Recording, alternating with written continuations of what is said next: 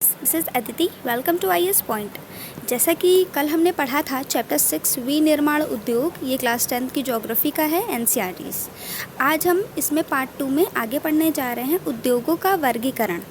उद्योग मतलब जो भी चीज़ें हम सामान्य रूप से यूज़ करते हैं वो कहीं ना कहीं छोटे या फिर बड़े किसी न किसी प्रकार के उद्योग से ही होकर आती हैं। या तो वे लघु उद्योगों से आती हैं या तो वे दीर्घ उद्योगों से आती हैं। तो इन्हें कई सूचियों के आधार पर वर्गीकृत किया गया है। ठीक है, पहला जैसे प्रयुक्त कच्चे माल के स्रोत के आधार पर। कच्चे माल के स्रोत जैसे दो तरीके के होते हैं। एक तो कृषि से आता है स्रोत, जैसे आटा हो गया जिससे हम ब्रेड बनाते हैं, बिस्किट बनाते हैं इत्यादि।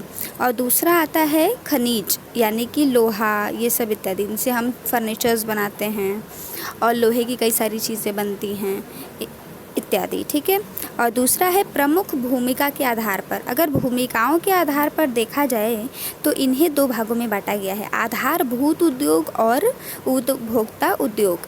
अब आधारभूत उद्योग क्या होता है? देखिए, आधारभूत मतलब होता है एक बेसिक स्ट्रक्चर। ठीक है, किसी भी उद्योग के लिए दो स्ट्रक्चर्स होते हैं। पहला तो बेसिक जहाँ से वो कच्चा माल लेते हैं, और दूसरा स्ट्रक्चर होता है जहाँ पे उस कच्चे माल से चीज़ें बनती हैं। ठीक है, तो आधारभूत उद्योग यही होता है जो कच्चे माल पे निर्भर होता है।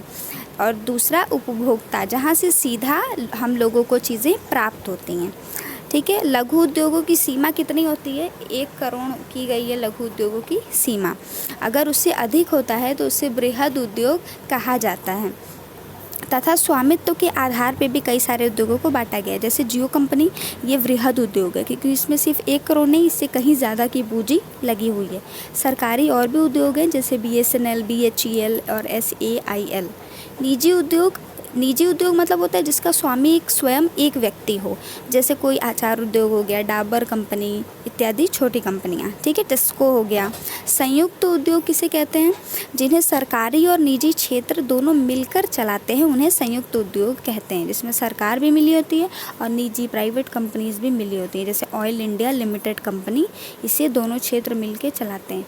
सहकारी उद्योग जिसका स्वामित्व कच्चे माल तैयार करने वाले तथा श्रमिक दोनों के हाथों में होता है, जैसे महाराष्ट्र का चीनी उद्योग इसके अंतर्गत आता है तथा केरल के नारियल पर आधारित उद्योग आते हैं।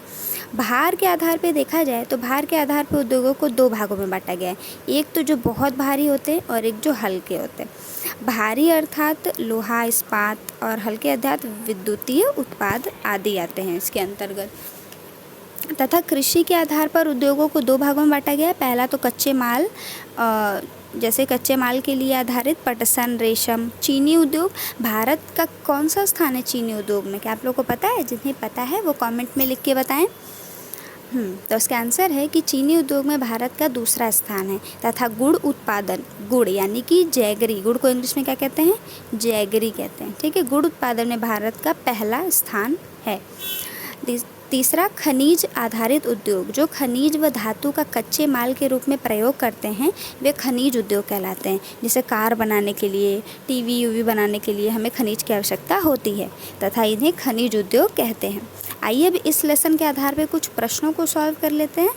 पहला, बरौनी तेल शोधक कारखाने की स्थापना किस देश के सहयोग से की गई है? किसी को आंसर पता है तो कमेंट में लिखिए। 1 2 3 4 5।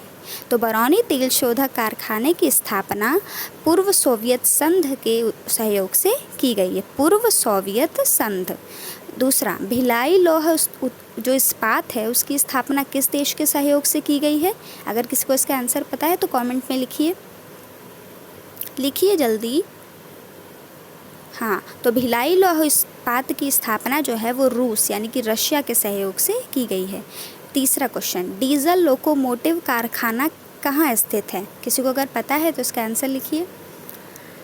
डीजल लोकोमोटिव जो कारखाना है वो वाराणसी में स्थित है, वाराणसी उत्तर प्रदेश। चौथा, आधुनिक तकनीकीकरण पर आधारित ऊनी कपड़े का प्रथम कारखाना कहाँ है? अगर किसी को इसका आंसर पता है तो कमेंट में लिखिए और मेंशन कीजिए, और ईयर भी लिखिएगा कि इसकी स्थापना कौन से ईयर में हुई थी, यानी कौन से सन में हुई थी। तो इसका आंसर है 1894 में हुई थी और कारनूल के लाल इमली की स्थापना की गई है। 5वां है सीमेंट उद्योग की स्थापना के लिए किसके लिए अधिक प्रभावी होती है? बताइए, सीमेंट उद्योग की स्थापना के लिए किसका अधिक प्रभाव होता है? कोयला तथा जिप्सम का। ठीक है। 6वां, देश की प्रमुख मोटर निर्माता कंपनी मारुति उद्योग लिमिटेड कहाँ पर है? अगर किसको इसका आंसर पता है तो कमेंट में लिखिए। तो जो ये कंपनी है मारुति उद्योग लिमिटेड, ये गुड़गांव में स्थित है। ठीक है। 7वां, आधुनिक लौह इस्पात उद्योग का वास्तविक प्रारंभ किस स्थान में स्थापित कारखाने से हुआ है? अगर किसी को इसका आंसर पता है तो लिखिए। इसका हुआ है कुल्लटी में। ठीक है। जीप निर्माता जो कंपनी है महिंद्रा कंपनी कहाँ स्थित है? पुणे में स्थित है। SAIL, इसका फुल फॉर्म क्या होता है? भारतीय इस्पात प्राधिकरण लिमिटेड। इसकी स्थापना कब हुई थी? अगर किसी को पता है कौन से सन में इसकी स्थापना हुई थी तो कमेंट में मेंशन करें। हाँ, इसकी स्थापना 1974 में हुई थी। जिसने भी सभी प्रश्नों के उत्तर दिए हैं उन्हें वेरी गुड। किरण उद्योग में महिला कार्यरत हैं, मतलब कौन सा ऐसा उद्योग है जिसमें महिला अत्यधिक मात्रा में कार्यरत हैं? अगर किसी को इसका आंसर पता है तो इसे कमेंट में मेंशन करें। इसका आंसर है जूट उद्योग। तो आज का आपका लेक्चर यहीं ख़त्म होता है। कल फिर हम पार्ट 3 में आगे से कंटिन्यू करेंगे और इन सभी प्रश्नों को आप लिख लीजिए तथा कल के प्रश्नों के लिए भी तैयार रहिए और ऐसे ही पढ़ते रहिए।